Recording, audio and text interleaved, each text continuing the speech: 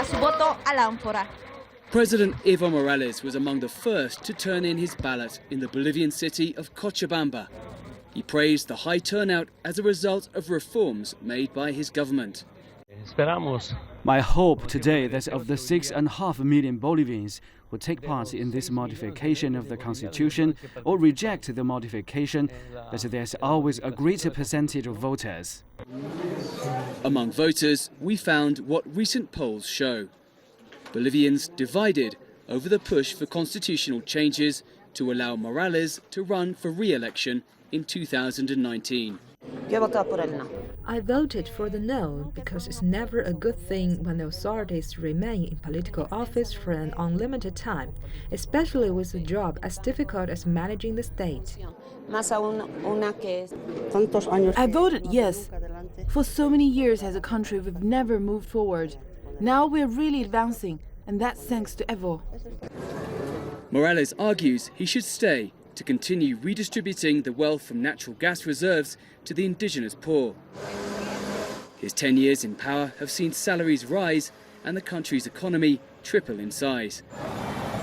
But many Bolivians, happy with the new direction, still oppose the referendum. I have always voted for the process of change, and I support the progress we've made in Bolivia. But this time I voted no. I think the time is right for a change. A scandal involving Morales has dented the popularity of the iconic leader. In recent years, there's been a lot of corruption, but it never touched the President of the Republic.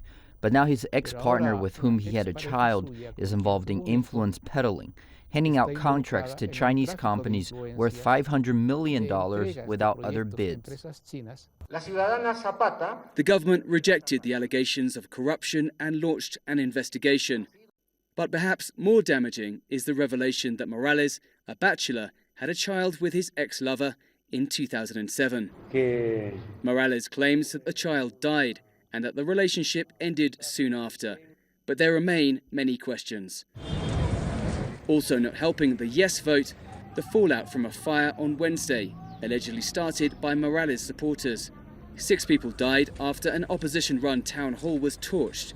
The government denies any involvement. For the first time in a long time in Bolivia, the outcome of this vote is not a foregone conclusion. President Evo Morales has won 3 landslide elections, but the results of this referendum on whether to allow the country's longest-serving leader to run for a 4th term in office is still too close to call. Latin America's longest-serving leader is convinced he can go on. He just needs to win this vote. Dan Collins, CCTV, La Paz.